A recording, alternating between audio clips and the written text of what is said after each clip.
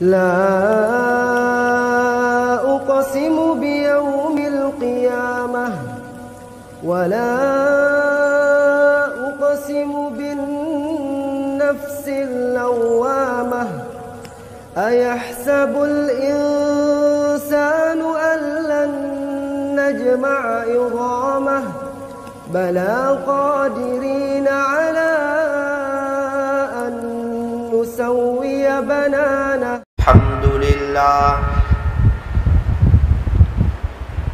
الحمد لله رب العالمين حمدا كثيرا طيبا مباركا فيه كما يحب ويرضى. أشهد أن لا إله إلا الله وحده لا شريك له في الخلق والأمر، وأشهد أن سيدنا وسندنا وحبيبنا وشفيعنا وخليلنا ومولانا محمدا عبده ورسوله المبعوث إلى الأسود والأحمر المنعوت بشرح الصدر ورفع الذكر، صلى الله عليه وعلى آله وأصحابه وبارك وسلم تسليما كثيرا كثيرا. أما بعد فأعوذ بالله من الشيطان الرجيم. بسم الله الرحمن الرحيم. بل تؤثرون الحياة الدنيا والآخرة خير وأبقى. وقال الله تبارك وتعالى في القرآن المجيد والفرقان الحميد: وهو يتولى الصالحين.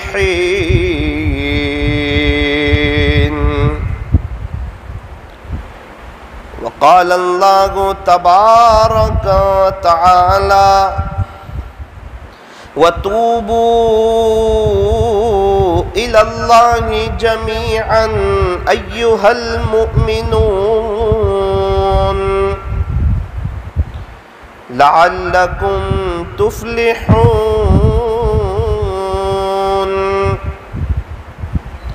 صدق الله مولانا العظيم. وقال النبي صلى الله عليه وسلم: ليس شيء أكرم على الله من الدعاء. رواه الترمذي. وقال عليه الصلاة والسلام: الدين يسر. وصدق رسوله النبي الكريم. ونحن على ذلك لمن الشاهدين والشاكرين والحمد لله رب العالمين.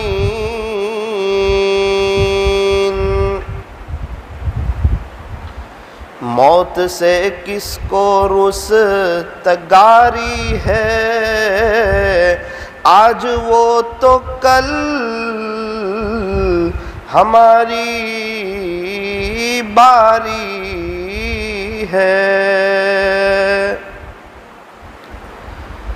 आगाह अपनी मौत से कोई बशर नहीं, सामान 100 बरस का पल की खबर नहीं। सुबह होती है शाम होती है, उम्र यूं ही तमाम होती है। जिंदगी हो रही है मिसले बर्फ के कम, रफ्ता रफ्ता चुपके दम बदम। गया वक्त फिर हाथ आता नहीं, मरा बेल घास खाता नहीं। गनीमत समझ जिंदगी की ये बहार, के आना न होगा यहाँ बार बार। कर ले तौबा अभी भी वक्त है, फिर ये न कहना कि हिसाब बहुत सख्त है। उठ बंदे बांध कमर क्या डरता है, फिर आगे आगे देख अल्लाह क्या करता गे। ए इंसान अब भी फुर्सत तौबा है, देर न कर वो अभी गिरा नहीं, जो गिरा फिर संभल गया। मौत से किसको रुस्तगारी है, आज वो तो कल हमारी बारी है। मोहब्बत से दुरूद शरीफ पढ़ लीजिए।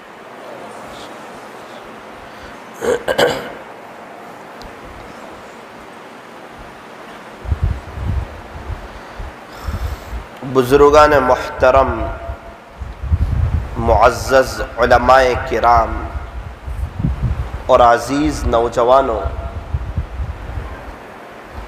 ये दुनिया की जो ज़िंदगी है ये बहुत मुख्तसर सी ज़िंदगी है, वक्ती ज़िंदगी है, फ़ानी ज़िंदगी है।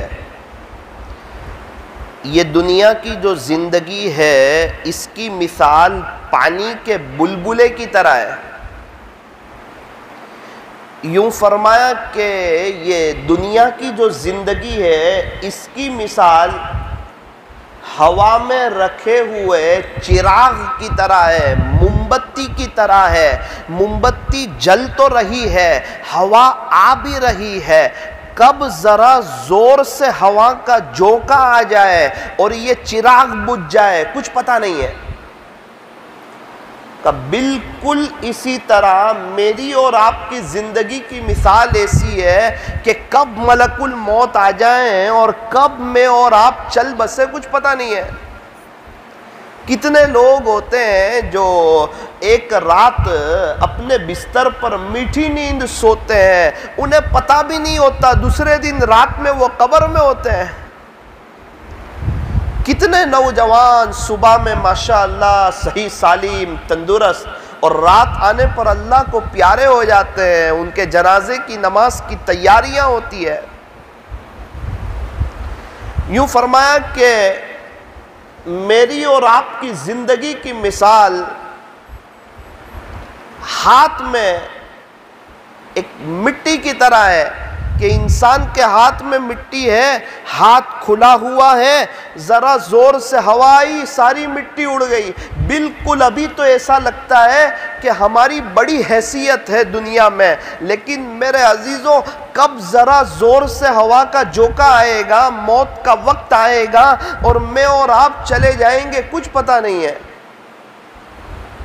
अभी तो ऐसा लगता है सुबह हो रही है, शाम हो रही है, और हर दिन एक एक दिन गुजर रहा है, हर महीने एक महीना गुजर रहा है, और साल ख़त्म होने पर एक साल गुजर रहा है। लेकिन मेरे अजीज़ों, क्या बताऊं आपको, हर सुबह ज़िंदगी की एक सुबह कम हो रही है, हर शाम ज़िंदगी की एक शाम कम हो रही है। जो आज की तारीख है, आज 12 तारीख है, आज 12 जून है, मेरे अजीज़ों लिख के रख दो, आज जो 12 जून ख़त्म होगी, अल्लाह की कसम क़यामत तक ये 12 जून कभी नहीं आएगी। 12 जून 2022 ये कभी नहीं आएगी।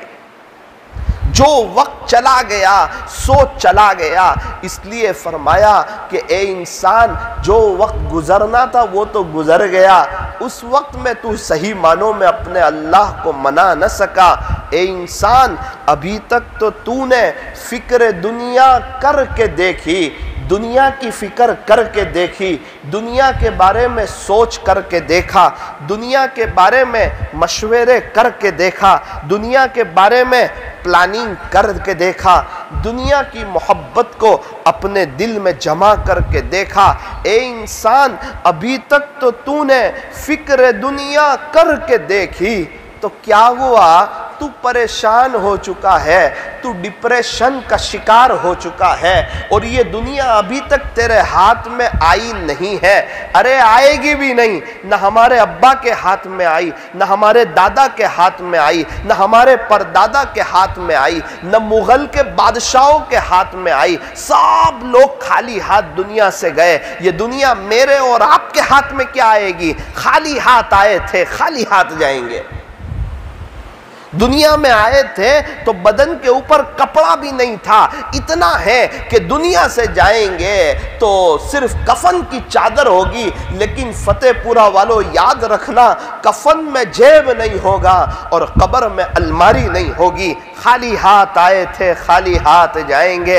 अकेले आए थे, अकेले जाएंगे। जब दुनिया में आए थे, किसने पहला गुस्ल दिया था नहीं पता। जब दुनिया से जाएंगे, कौन आखिरी गुस्ल देगा नहीं पता। जब दुनिया में आए थे तो किसने जो है हमें कपड़ा पहनाया था नहीं पता। जब दुनिया से जाएंगे, कौन कफन का कपड़ा पहनाएगा नहीं पता। जब दुनिया में आए थे, किसने गोद में उठाकर झोली में रखा था नहीं पता। जब दुनिया से जाएंगे, कौन गोद में उठाकर कब्र में रखेगा नहीं पता। जब दुनिया में आए थे तो किसने दाहिने कान में अजान और बाएं कान में इकामत कही थी नहीं पता। जब दुनिया से जाएंगे तो कौन जनाजे की नमाज पढ़ाएगा नहीं पता। जब हमारी पैदाइश हुई थी तो हमें देखने के लिए कौन कौन आया था नहीं पता। जब हमारा जनाजा उठेगा,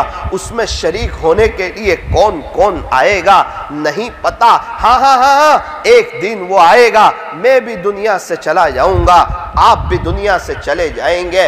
अरे कई लोग हमारी आंखों के सामने, बड़े बड़े मालदार, बड़े बड़े ताजिर, बड़े बड़े रौब वाले, बड़े बड़े दबदबे वाले, बड़े बड़े उलमा, मुफ्तियाने किराम, अल्लाह वाले, हमारे कई रिश्तेदार हमारी आंखों के सामने दुनिया से चले गए। हमने देखा उनका इंतकाल हुआ, उनकी सारी धन दौलत प्रॉपर्टी सब दुनिया में पड़ी रह गई और खाली हाथ वो दुनिया से चले गए। उनका जनाजा उठते हुए भी देखा और उन्हें गुस्ल देते हुए भी देखा और उन्हें कब्र में दफन हो जाते हुए भी देखा और उनके बच्चों को, उनके अब्बा को भूल जाते हुए भी देखा। फिर एक वक्त आया 3-4 साल के बाद, हमारी बस्ती से उनका नामो निशान मिटने लगा, उनकी यादें गायब होने लगी और दुनिया वाले उन्हें भुलाने लगे। ये मंजर हमने देखा।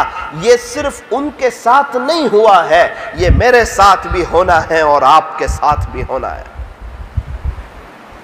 जरा उस वक्त को याद करो, वो क्या वक्त होगा वो क्या घड़ी होगी, वो क्या मंजर होगा और वो क्या वक्त होगा जब मेरा और आपका इंतकाल होगा, जब मेरी और आपकी रूह कब्ज की जाएगी और लोगों के प्लानिंग और मशवरे शुरू होंगे। कब्र खोदने वाले कब्र खोदने के लिए चले जाएंगे, मस्जिद से तख्ता लाया जाएगा, एक तरफ पानी गर्म हो रहा होगा, मेरे और आपके ये कपड़े उतारे जाएंगे, ये टोपी भी यहीं रह जाएगी, जूते भी यहीं रह जाएंगे, ये धन दौलत भी यहीं रह जाएगी, ये मोबाइल भी यहीं रह जाएगा, ये मकान, ये चीजें, ये जमीनें, ये तो औरों के नाम पर चढ़ जाएगी। हम तो दुनिया में मालदार नहीं थे, ऐसा लगेगा उस वक्त कि हम दुनिया में चौकीदार थे, चौकीदारी करके चले गए। इंतकाल होते ही प्रॉपर्टी बंदे के हाथ से निकल जाती है और वारिसों के नाम हो जाती है। इंसान 3 चीज के खातिर पूरी जिंदगी मेहनत करता है, पूरी जिंदगी। इंसान 3 चीजों के खातिर पूरी जिंदगी मेहनत करता है, कोशिश करता है, कुर्बानी देता है। सबसे पहली चीज ये है कि मेरा नाम बुलंद हो जाए, मेरा नाम रोशन हो जाए, मुझे इज्जत मिल जाए। होता क्या है, इंतकाल होते ही उसका नाम मिट जाता है, मरहूम के नाम से पुकारा जाता है। पूरी जिंदगी नाम की मेहनत की और इंतकाल होते ही मरहूम। नंबर 2, इंसान इसलिए मेहनत करता है कि मेरा लिबास अच्छा हो, मेरा खाना पीना अच्छा हो, मेरा स्टेटस बुलंद हो,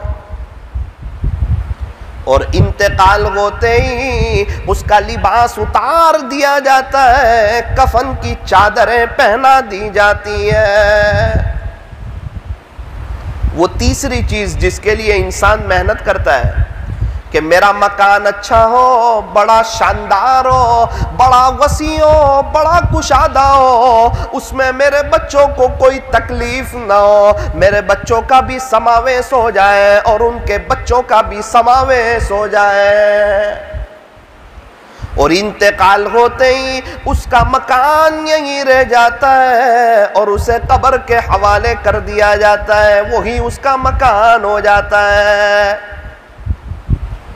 एक कब्रस्तान तेरा तो हिसाब बड़ा ही नेक है, तेरे यहाँ अमीर हो या गरीब सबका बिस्तर एक है। अपनी शादियों में हम जिन गरीबों को नहीं बुलाते, हमारे जनाजे में सबसे पहले वही गरीब चले आते हैं। कब्रस्ताने से नौजवानों से भरे पड़े जो यूं कहते थे कि बाद में तौबा करेंगे, तौबा करेंगे बाद में करेंगे, दाढ़ी रखेंगे बाद में रखेंगे, इस्लामी लिबास पहनेंगे बाद में पहनेंगे, अल्लाह के रसूल से बड़ी मोहब्बत है, नकल नबी की उतारेंगे बाद में उतारेंगे, अल्लाह के रास्ते में वक्त लगाना है बाद में लगाएंगे, थोड़ा सा दुनिया वेल सेट हो जाए। दुनिया वेल सेट हो जाएगी तो आखिरत बनाएगा, बड़ी नादानी है, आखिरत को वेल सेट करेगा तो दुनिया कदमों में आएगी। आखिरत के बगैर दुनिया वेल सेट होती ही नहीं। अगर आखिरत के बगैर दुनिया वेल सेट होगी, दुनिया आएगी, परेशानी के साथ आएगी, बेचैनी के साथ आएगी, तकलीफों के साथ आएगी, आमिलों के और डॉक्टरों के चक्कर काटी काटी आएगी और इंसान की जिंदगी तलखियों का शिकार होगी। इसीलिए तारीख गवाह है कि आज तक जिन्होंने खुदकुशियां की है उसमें सबसे ज्यादा मालदारों ने खुदकुशी की है। क्या बात है, क्या वजह है? पैसा है, दुनिया भर की नेमतें हैं, फिर क्यों खुदकुशियां कर रहे हैं? का जिंदगी बेचैन है, अल्लाह को नाराज किया है। इसलिए मेरे अजीजों, अल्लाह ताला ने मुझे और आपको ये जो जिंदगी दी है, ये बड़ी मुख्तसर सी जिंदगी है लेकिन बहुत कीमती है। अच्छा, कीमती कैसे है? यूं फरमाया कि आखिरत की जो जिंदगी आने वाली है जो लामहदूद जिंदगी है, कभी न ख़त्म होने वाली, कभी न फना होने वाली, वो पूरी जिंदगी का दारो मदार इस मुख्तसर सी जिंदगी पर है। अगर इस मुख्तसर सी जिंदगी में अल्लाह और उसके रसूल को राजी कर लिया, अल्लाह के हुक्मों को पूरा किया, नबी के तरीक़ों के मुताबिक अपनी ज़िंदगी गुजारी, शरीयत और सुन्नत के मुताबिक अपनी ज़िंदगी गुजारी और नेक बन के चले गए, अल्लाह के वली बन के चले गए, अल्लाह को मना करके चले गए, अल्लाह को राज़ी करके चले गए, अल्लाह से सुलह करके चले गए, अल्लाह से दोस्ती करके चले गए, अल्लाह से यारी लगा के चले गए, अल्लाह को अपना बना के चले गए, अल्लाह पाक से अपनी सुलह कर ली, अल्लाह पाक से दोस्ती मजबूत कर ली और दुनिया से चले गए। मेरे अजीजों, यूं फरमाया सबसे बड़ा मालदार कौन? फरमाया जो ईमान की हालत में दुनिया से चला जाए वो सबसे बड़ा मालदार है।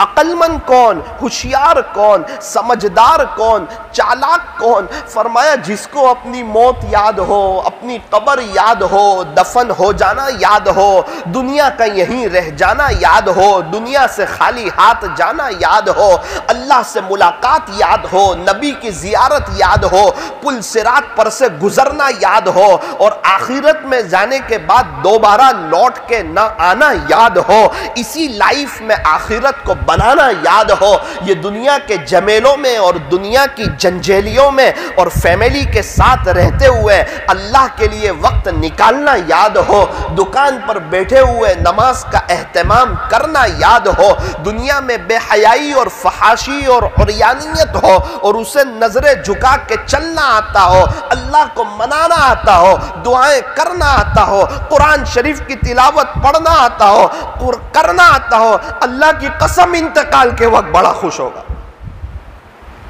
बड़े खुशनसीबी के समा होंगे। मेरे अजीजों, दुनिया से जाने के बाद इंसान अफसोस करेगा, तड़पेगा, मचलेगा।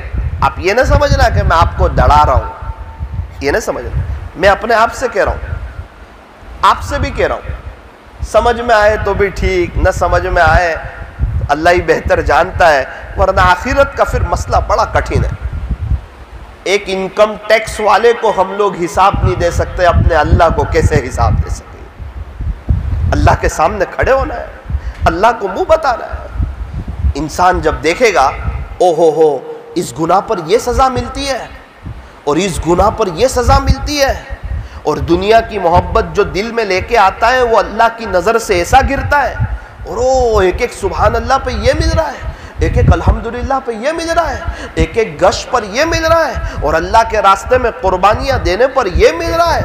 ओ हो ए काश मैं भी कुछ करके आता। अल्लाह ताला से दरख्वास्त करेगा, क्या कहेगा? रब्बिरजिऊन, ए मेरे प्यारे रब मुझे दोबारा दुनिया में लौटा दीजिए, एक मौका दे दीजिए, एक चांस दे दीजिए, फिर देखिए मैं नबी के तरीकों पर चल के आता हूँ, आपको मना करके आता हूँ, आपसे दोस्ती करके आता हूँ, गुनाहों से बच के आता हूँ, दुनिया की मोहब्बत को दिल से निकाल के आता हूँ। बारी ताला मुझे हक बात समझ आ गई, मेरी आंखें आज के दिन में फटी के फटी रह गई, आखिरत के मंजर सामने आने लगे, अब दोबारा मौका मिलने वाला नहीं है। अल्लाह जी एक चांस दे दीजिए, एक मौका दे दीजिए। रब्बिरजिऊन, मेरे रब एक मौका दे दीजिए, दोबारा दुनिया में लौटा दीजिए। अल्लाह की तरफ से जवाब मिलेगा, कल्ला हरगिज नहीं। रिजल्ट के वक्त कोई अफसोस करें तो दोबारा इम्तिहान हो जाता है। फरमाया ना ना ना ना ना, वो तो जैसा एग्जाम पेपर पर लिखा हो वैसा रिजल्ट मिलता है। तो आखिरत तो रिजल्ट की जगह है, बदले की जगह है, दुनिया अमल की जगह है। खुदा ना खास्ता दुनिया से जाने के बाद अगर किसी को अल्लाह ने कुरान शरीफ पढ़ने की तौफीक दे दी, किसी को अल्लाह ने दुरूद शरीफ पढ़ने की तौफीक दे दी, कब्र में कुरान पढ़ सकेगा, दुरूद शरीफ पढ़ सकेगा, लेकिन उसका सवाब नहीं मिलेगा। आंख बंद होते ही नामा अमल बंद, रिजल्ट के वक्त नहीं, पहले पहले मेहनत करो, एग्जाम में सही लिखो, तुम्हारा रिजल्ट अच्छा आएगा। और अगर पहले मेहनत नहीं की, एग्जाम के वक्त में मीठी नींद सोते रहे और रिजल्ट के वक्त में जाकर जितना मर्जी रो, तो जो रिजल्ट है वो सामने है। मेहनत करने वाले कामयाब हो जाते हैं, घूमने फिरने वाले फेल हो जाते हैं। हाँ, अल्लाह के दीन की मेहनत करने वाले, मस्जिदों को आबाद करने वाले, अपना कनेक्शन मस्जिद से जोड़ने वाले, अल्लाह को मनाने वाले कामयाब हो जाते हैं। और जो जितना दुनिया के पीछे भागते हैं, इतने ही वो आखिरत में हलाक और बर्बाद हो जाते हैं। दुनिया में तो दुनिया उनके पास आती नहीं, और आखिरत में उनकी आखिरत बर्बाद हो जाती। एक बुजुर्ग थे, वो साहिब कश्फ, बड़े अल्लाह वाले, उनका एक कब्रिस्तान के पास से गुजर हुआ। अजीब मंजर देखा, एक आदमी कब्र में बैठ के अल्लाह का कुरान पढ़ता है। इनको बड़ा ताज्जुब हुआ, बड़ा हैरत हुई कि अल्लाह अकबर, एक चचा है वो कब्र में अल्लाह का कुरान पढ़ते हैं। अस्सलाम वालेकुम हजरत, आपकी बड़ी सादत, बड़ी खुश नसीबी, आप कब्र में अल्लाह का कुरान पढ़ते हैं। कहा हाँ, जिसका खुलासा ये है, मैं दुनिया में कुरान बहुत पढ़ता था, तो मैंने अल्लाह ताला से दरख्वास्त की कि बारी ताला, मैं कब्र में भी कुरान पढ़ना चाहता हूँ। अल्लाह ने मेरी दरख्वास्त को कबूल किया, अल्हम्दुलिल्लाह मैं कब्र में कुरान पढ़ता हूँ। अच्छा, कितने कुरान पढ़ लिए? का 60,000 मरतबा कुरान शरीफ को ख़त्म किया, 60,000 मरतबा अल्हम्दुलिल्लाह मैंने पूरा कुरान पढ़ा। उन्होंने कहा ओ सुभान अल्लाह, 60,000। कब्र से आवाज़ आई, भाई साहब आपका एक सुभान अल्लाह मुझे दे दीजिए, ये मेरे 60,000 कुरान आप ले लीजिए, क्योंकि दुनिया से जाने के बाद पढ़ने पर मुझे इसका सवाब नहीं मिल रहा। आपका सुभान अल्लाह दुनिया में, इस पर इसका सवाब मिल रहा है। मेरे अजीजों, ये तो जब आखिरत में आंखें खुलेगी ना और पता चलेगा ना क्या पाया क्या खोया, कौन से नबी के तरीके पसंद आए, दोस्तों की लाइफ पसंद आई या सहाबा के तरीके पसंद आए, अल्लाह वालों की जिंदगी पसंद आई। एक जिंदगी थी, क्या करके आए, क्रिकेटरों के दीवाने बन के आए या प्यारे नबी के दीवाने बन के आए। फरमाया जिसके साथ मोहब्बत होगी उसके साथ हशर होगा। किसी क्रिकेटर से मोहब्बत होगी तो उसके साथ हशर होगा, अल्लाह वालों से मोहब्बत होगी उनके साथ हशर होगा, प्यारे नबी से सच्ची मोहब्बत होगी तो प्यारे नबी के साथ हशर होगा। अल मरउ मअ मन अहब्ब। अल्लाह तबारक व तआला हमें सही समझ अता फरमाए। एक बुजुर्ग थे, कब्रिस्तान में एक नौजवान से मुलाकात हुई। हजरत ने बहुत अजीब सवाल पूछा, बड़ा अजीब सवाल पूछा। एक कब्र की तरफ इशारा किया और कहा बेटा,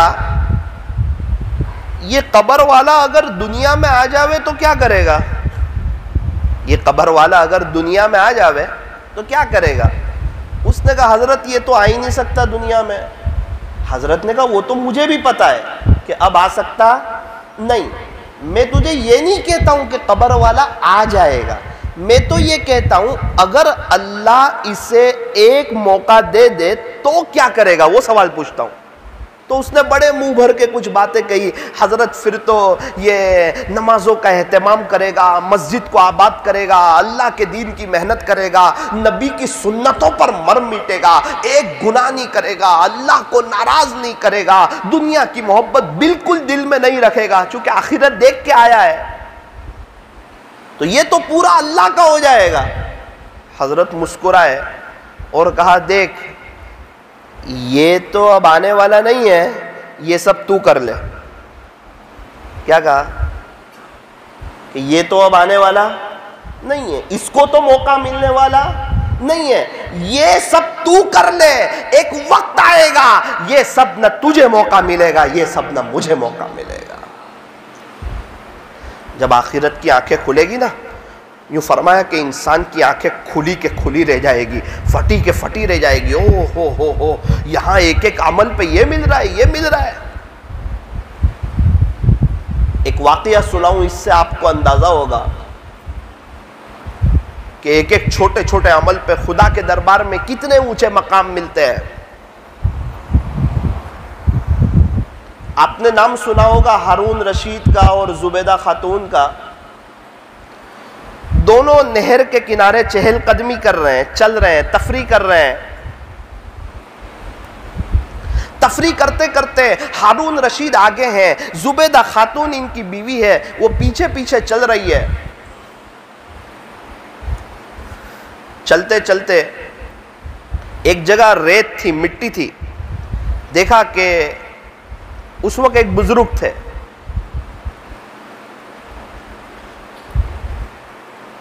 वो वहां बैठे हुए, उनका नाम था बहलूल दाना। वो सीधे साधे कपड़े पहनते थे, दुनिया की मोहब्बत से बहुत दूर थे। बाज़े दुनिया वाले उन्हें पागल समझते थे, हालांकि वो थे बड़े अल्लाह वाले, अल्लाह के बड़े आशिक थे, अल्लाह की मोहब्बत में जीते थे, अल्लाह की मोहब्बत में मरना पसंद था। वो मिट्टी के घर बना रहे थे, छोटे छोटे छोटे छोटे, जैसे हमारे यहाँ बच्चे बनाते हैं। मिट्टी के घर बनाते भी हैं और हाथ लगा के तोड़ भी देते हैं, बच्चे तो बच्चे ही होते हैं। तो बहलूल दाना भी बच्चों की तरह मिट्टी के घर बना रहे। हारून रशीद को बड़ा ताज्जुब हुआ, उसने कहा अस्सलामु अलैकुम या बहलूल। कहा वालेकुम अस्सलाम या अमीरुल मुमिनीन। कहा बहलूल ये क्या करते हो? कहा मिट्टी के घर बनाता हूं। अच्छा फिर क्या करोगे घर बना के? कहा इसको बेचूंगा। भाई ये घर कौन खरीदेगा, क्या कीमत है इसकी? कहा कि 1 दिरहम। तो ये तो अब ले जा सकते नहीं अपने साथ, तो हाथ लगाएंगे तो टूट जाएगा, तो मिलेगा क्या? तो कहा दुआ करता हूं, जो एक खरीदेगा ना मुझसे, अल्लाह इसके बदले जन्नत में उसको एक महल देगा। है जन्नत में महल देगा, ये एक खरीदेगा उसको 1 दिरहम में। हारून रशीद ने कहा क्या बहकी बहकी बातें करते हो बहलूल, आगे चले गए। ऐसा हो सकता है कि 1 दिरहम में ये दो जन्नत में महल मिले? पीछे जुबैदा खातून थी, वो भी जानती थी कि अल्लाह वाले हैं। कहा अस्सलामु अलैकुम या बहलूल। कहा वालेकुम अस्सलाम व रहमतुल्लाह। क्या करते हो? क्या ये घर बनाता हूँ, दुआ करता हूँ, जो इसको खरीदेगा अल्लाह इसके बदले जन्नत में उसको एक महल देगा। अच्छा जन्नत में महल मिलेगा? कहा कितने में बेचते हो? क्या 1 दिरहम में? ओ उनके लिए तो कुछ नहीं, 1 दिरहम दिया, आगे चले गए। तफरी खत्म हुई। जब हारून रशीद आराम के लिए लेटे, ख्वाब देखा, ख्वाब में जन्नत को देखा, जन्नत के कीमती मनाजिर देखे, जन्नत की वो रौनकें, जन्नत की वो बहारें, जन्नत की वो आबशारें और जन्नत के वो कुमकुमें, वो सारा मंजर देखा।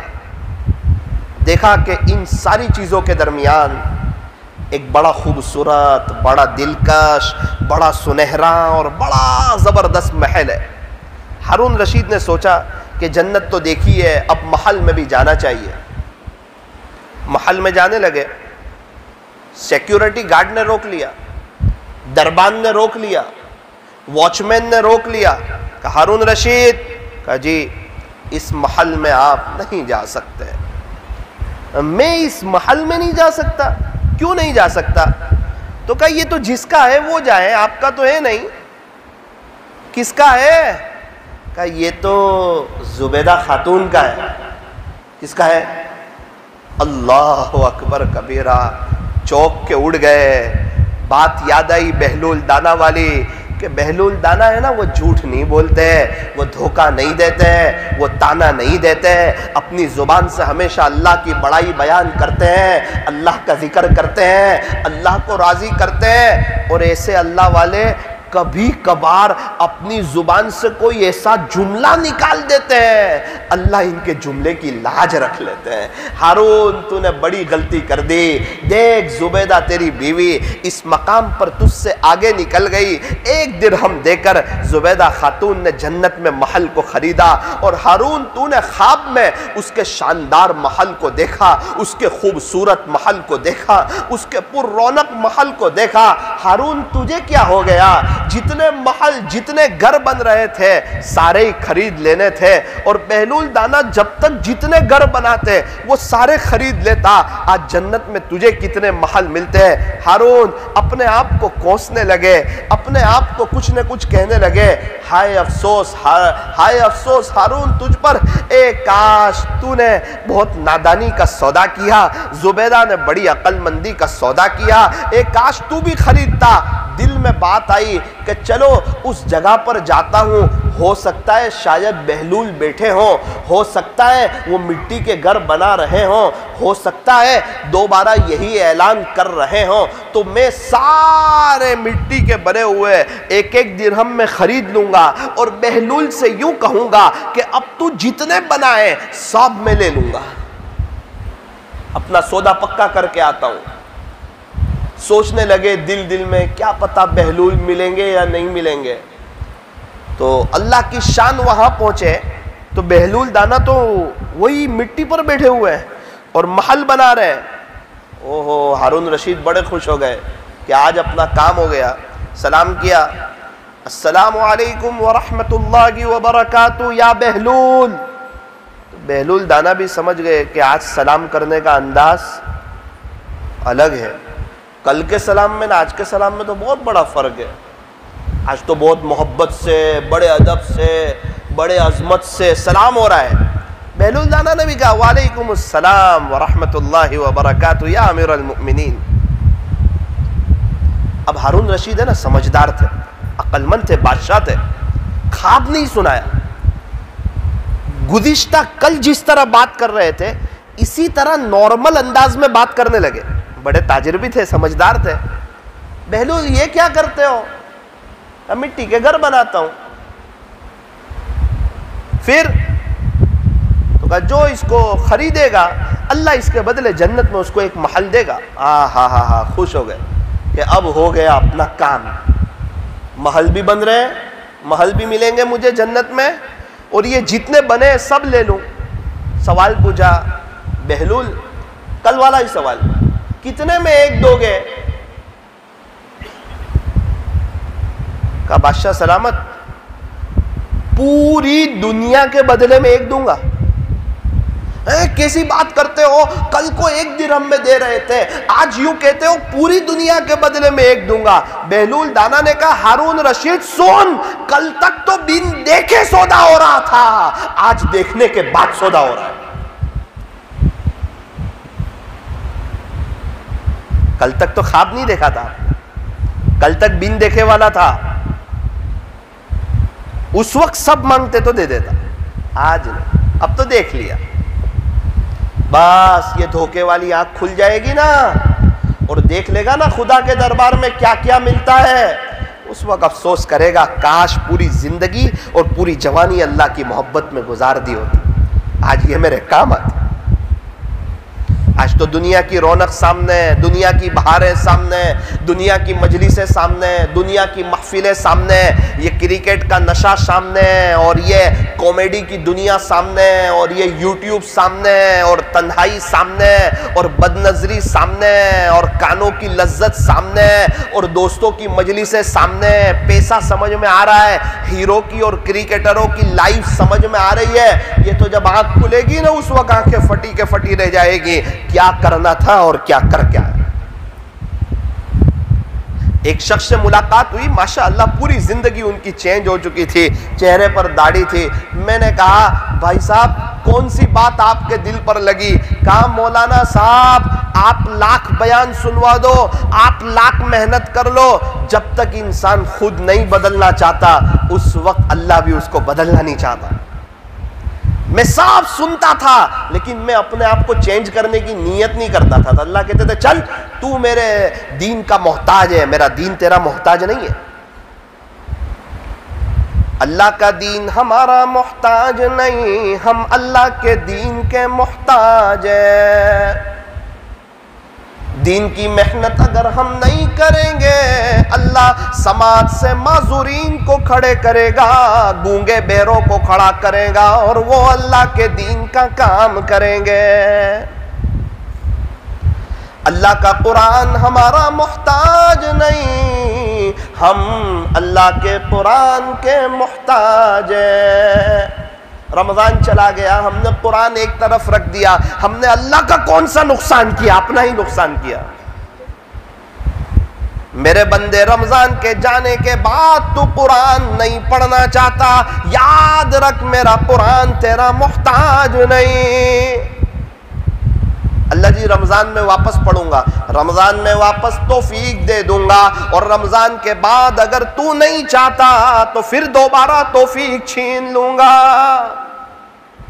तौफीक देने वाली जात अल्लाह की है, निकालने वाली जात अल्लाह की है।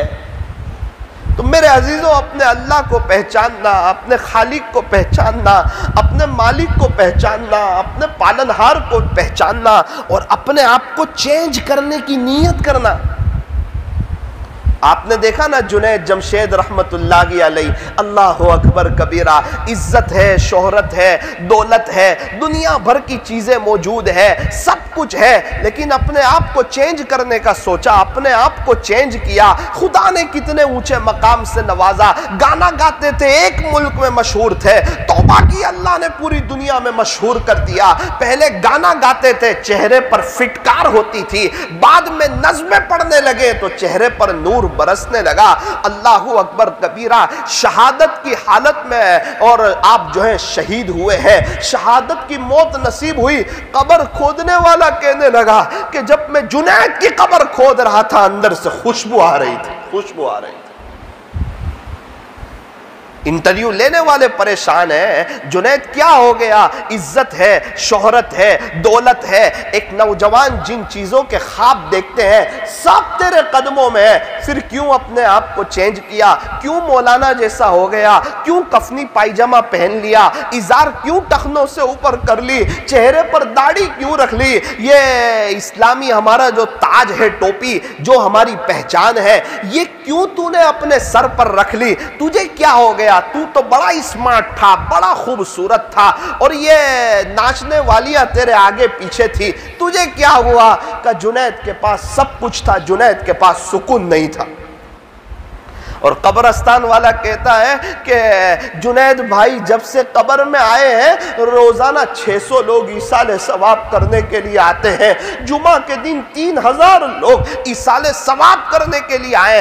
देखो तो सही, जुनैद ने जवानी में तौबा की है और अपने आप को अल्लाह के हवाले किया है। आज तो चले ही गए, लेकिन बड़ा सौदा करके गए, अपनी आखिरत भला करके गए, अल्लाह को राजी करके गए। एक ऐसा वक्त आया जब जुनैद जमशेद रहमतुल्लाह अलैह एयरपोर्ट पर जा रहे थे, लोगों ने धक्के मारे, बुरा भला कहा, उनसे एक गलती हो गई थी, उन्होंने उसकी माफ़ी मांग ली थी कि भाई मैं कोई मुकर्रिर नहीं हूँ, मैं कोई आलिम दीन नहीं हूँ, रोज़ाना बयान करना मेरे से गलती हो गई, मैं माफ़ी मांगता हूँ। कुछ लोगों ने माफ़ नहीं किया, उनको मारा, बुरा भला कहा। इनके एक दोस्त ने मुझे कहा, मौलाना जिन्होंने मारा था ना जुनैद जमशेद रहमतुल्लाह अलैह को, उनके साथ कैसा हुस्न सुलूक किया आपको पता है? मैंने कहा क्या हुस्न सुलूक किया? कहा जिन्होंने मारा था उन सबको जुनैद जमशेद रहमतुल्लाह अलैह ने उम्रे की टिकट दी। कि तुम ना समझे, मैं तो ना समझ नहीं। इस्लाम की तालीम है, अहसिन इला मन असा इलैक, जो आपके साथ बुराई का मुआमला करे उसके साथ अच्छाई का मुआमला करो, जो आपके साथ तोड़े उसके साथ जोड़ो, जो हमारे रास्ते में कांटे बिछाए फरमाया कि उसके रास्ते में फूल बिछाओ। हजरत ख्वाजा निजामुद्दीन औलिया रहमतुल्लाह अलैह के पास एक शख्स आया, आकर कहने लगा हजरत फुला मेरे रास्ते में कांटे बिछाते हैं, अब बताओ मैं क्या करूं? हजरत ख्वाजा निजामुद्दीन औलिया रहमतुल्लाह अलैह ने फरमाया जिसका खुलासा ये है कि वो उसका मुकद्दर है, वो कांटे बिछा रहा है, तू फूल बिछा दे। अगर तू भी कांटे बिछा देगा रास्ते में कांटे ही कांटे हो जाएंगे, लोग चलेंगे कैसे? तू फूल बिछा दे, फूलों के दरमियान कांटे बड़े अच्छे लगते हैं। अल्लाह अकबर, क्या सोच है इन अल्लाह वालों की, और क्या जज्बा है और क्या चाहत है। बस मेरे अजीजों, उठते हुए जनाजे न देखो, ये ऊंचे ऊंचे महल्लात न देखो, ये अच्छे अच्छे बंगले न देखो, ये क्रिकेटरों की शोहरत और रौनक न देखो, कई क्रिकेटर कब्र में जा चुके, कई हीरो लोग अल्लाह को प्यारे हो चुके। एक दिन आएगा मैं भी चला जाऊंगा, आप भी चले जाएंगे, मेरी फैमिली के भी जनाजे उठेंगे, आपकी फैमिली के भी जनाजे उठेंगे, मेरे बच्चों के भी जनाजे उठेंगे, आपके बच्चों के भी जनाजे उठेंगे। मैं एक सवाल पूछता हूं आपको, फतेहपुरा में रहने वाले 150 साल पहले वाले कहाँ हैं? दाहोद में रहने वाले 200 साल पहले वाले कहाँ हैं? संजेली में रहने वाले 300 साल पहले वाले कहाँ हैं? जालोद में रहने वाले 400 साल पहले वाले कहाँ हैं? गोधरा में रहने वाले 500 साल पहले वाले कहाँ हैं? ये सब कहाँ चले गए? कहाँ है मेरे और आपके परदादा? कहाँ है उनकी ज़मीनें? कहाँ है उनके दस्तावेज? कहाँ है उनका नाम और कहाँ है उनका रौब और कहाँ है उनका दबदबा? जिस तरह वो आज चले गए और उनका नामो निशान हमने भुला दिया, बिल्कुल इसी तरह मैं और आप भी चले जाएंगे और मेरा और आपका नामो निशान भी मिटा दिया जाएगा। एक बादशाह ने बड़ा ही शानदार महल बनाया, बड़ा कीमती महल बनाया, बड़ा पुररौनक महल बनाया। और जब उसका महल बन रहा था, उसने खजाने के दरवाजे खोल दिए और मेहमानों से कहा, ऐसा शानदार और ऐसा आलीशान महल बनाना कि इसमें कोई भी ऐब ना हो, बहुत शानदार हो, दुनिया वाले देखते रह जाए और मेरी तारीफें करते रह जाए कि इतना शानदार और इतना कीमती और इतना जबरदस्त महल दुनिया में हो सकता है। ये तो ऐसा लगता है कि दुनिया की जन्नत है, ऐसा शानदार महल हो। मेहमानों ने कहा, बादशाह सलामत, हमें तो पैसा चाहिए और आप पैसा दे रहे हैं तो हम ऐसा ही बना देंगे, तो बड़ा शानदार हो, बड़ा दिलकश हो, एक ऐब उसमें नहीं दिखेगा आपको। कुछ मुद्दत गुजरी और वो महल तैयार हो गया। और बादशाह सलामत जब देखने के लिए गए, अश अश करने लगे, ओ हो, मेरा ऐसा महल, इतना शानदार महल, इतना कीमती महल। बादशाह की दिल में बात आई कि अब तो मेरे महल की तारीफ होनी चाहिए और मेरे पैसों की भी तारीफ होनी चाहिए कि ये बड़ा बादशाह है, इसका बड़ा नाम है, क्या इसका महल है। लोगों को कैसे करीब करें महल के? उसने इनाम की लालच दी। क्या इनाम की लालच दी? उसने कहा कि देखो देखो, मैंने एक महल बनाया है, बड़ा खूबसूरत महल है, बड़ा शानदार है। जो आदमी इसमें कोई ऐब निकालेगा, कोई ऐब बता देगा कि ये महल में ये ऐब है, उसको बादशाह की तरफ से बड़ा इनाम मिलेगा। अल्लाहु अकबर। लोगों ने मशवरा किया, चलो कोई न कोई एक ऐब तो मिल ही जाएगा। गुर्बत भी है, मंदी भी है, हालात भी है, पैसों की ज़रूरत भी है और बादशाह की तरफ से मिलने वाला तो इनाम भी बड़ा होता है। गरीब लोग आए, अमीर लोग आए, डॉक्टर लोग आए, ताजिर लोग आए, प्रोफेसर लोग आए, वकील लोग आए, बड़े बड़े लोग आए, बड़े बड़े मेहमान भी आए। सारे आकर देखते हैं और जो बादशाह की सोच थी, तारीफें करके चले जाते हैं कि वाकईतन हमारे बादशाह का महल तो ऐसा है कि इसमें कोई कमी नहीं है, कोई नुक्स नहीं है, कोई ऐब नहीं है, बड़ा ज़बरदस्त, बड़ा कीमती महल है। एक बुजुर्ग को किसी ने कहा, हजरत बादशाह बड़ा अकड़ रहा है और वो कहता है मेरे महल में कोई ऐब नहीं, अगर कोई ऐब निकाल दे उसे बादशाह की तरफ से बड़ा इनाम मिलेगा। लोग आते हैं, तारीफें कर कर के चले जाते हैं और बादशाह फूला नहीं समाता है, बड़ा इतरा रहा है। हजरत ने कहा, बादशाह को मेरा ये पैगाम पहुंचा दो कि फुला जो शख्स है उनका ये दावा है कि तेरे महल में 2 बड़े बड़े ऐब है, छोटे नहीं, बहुत बड़े बड़े ऐब है। एक आदमी आया बादशाह के पास, कहा बादशाह सलामत, वो फुला आदमी है जो अल्लाह वाले हैं, उनका नाम आप जानते हो? कहा सुन तो रखा है। उन्होंने कहा कि आपके महल में 2 बड़े बड़े ऐब है। कहा उन्होंने मेरा महल देखा है? महल तो देखा नहीं। बादशाह ने कहा कि शायद इनाम की लालच में कहते होंगे। उनको कहना कि बादशाह की तरफ से मिलने वाला इनाम बड़ा होता है, तो कोई बगैर देखे बादशाह की मजाक उड़ाए ना, तो बादशाह की तरफ से मिलने वाली सजा भी बड़ी होती है, ये भी बता दो। कहा हजरत बता दिया, वो तो कहते हैं कि ऐब है ही, उन्हें हाजिर करो हमारे पास। जलाल में आ गया, गुस्से में आ गया, बड़े बड़े लोग आए, देख कर गए, ऐब है ही नहीं। और ये बगैर देखे कहते हैं दो बड़े बड़े ऐब है, क्या समझते हैं, क्या कहना चाहते हैं और क्या मुझे समझाना चाहते हैं, उन्हें हाजिर किया जाए। हाजिर किया गया। बादशाह ने कहा आपने मेरा महल देखा है? कहा जी नहीं। मेरे महल में कोई ऐब है? हाँ जी, दो बड़े बड़े ऐब है। ख्वाब में देखे? फरमाया नहीं। इनाम की लालच में कहते हो? कहा ना। आपको पता है बादशाह के कोई मजाक उड़ाए तो सजा बड़ी मिलती है? कहा जी मालूम है।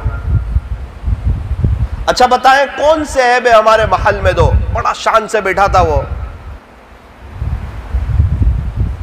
हजरत ने कहा बादशाह सलामत, क्या कहने आपके महल के, बड़ी तारीफें सुनी आपके महल की, दुनिया की जन्नत जैसा आपका महल है, बड़ा खूबसूरत, बड़ा शानदार, बड़ा पुररौनक, बड़ा दिलकश। और अभी तो माशाअल्लाह पूरे शहर में आपके महल के चर्चे ही चर्चे, हर जुबान पर आपकी तारीफ है कि हमारे बादशाह ने ऐसा महल बनाया। और बादशाह ने कहा भाई ये तो आप तारीफें कर रहे हो, आपने तो यूं कहा कि दो बड़े बड़े ऐब है।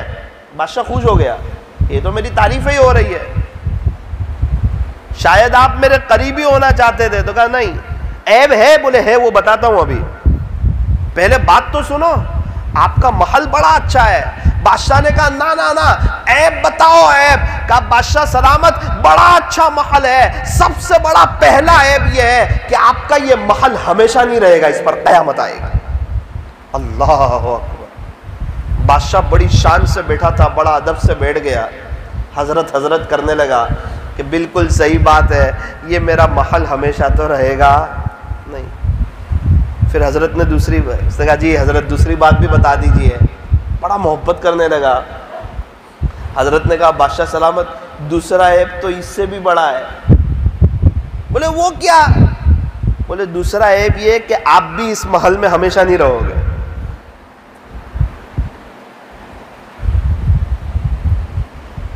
ना आपका महल हमेशा रहेगा, ना आप आपके महल में हमेशा रहेंगे।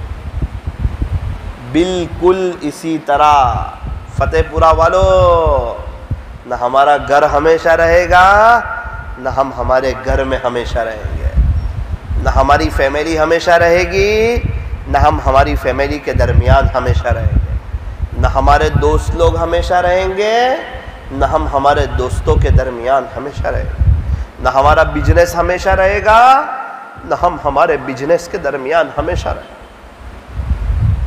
अल्लाह करे कोई बात मेरे दिल पे लग जाए, आपके दिल पे लग जाए। दिलों को पलटाने वाली ज़ात अल्लाह की है। हम तो मेहनत कर सकते हैं, कोशिश कर सकते हैं, दो अच्छी बात समझा सकते हैं, कोई लच्छेदार बयान करके चला जाऊं और आप लोग यूं कहे कि मौलाना आए थे बड़ा अच्छा बयान करके चले गए। मैं ये नहीं सुनना चाहता। मैं तो इसका कायल हूँ कि बयान तो हमेशा अच्छा ही होता है, दीन की बातें तो अच्छी होती है, दीन की बात कभी बुरी होती है?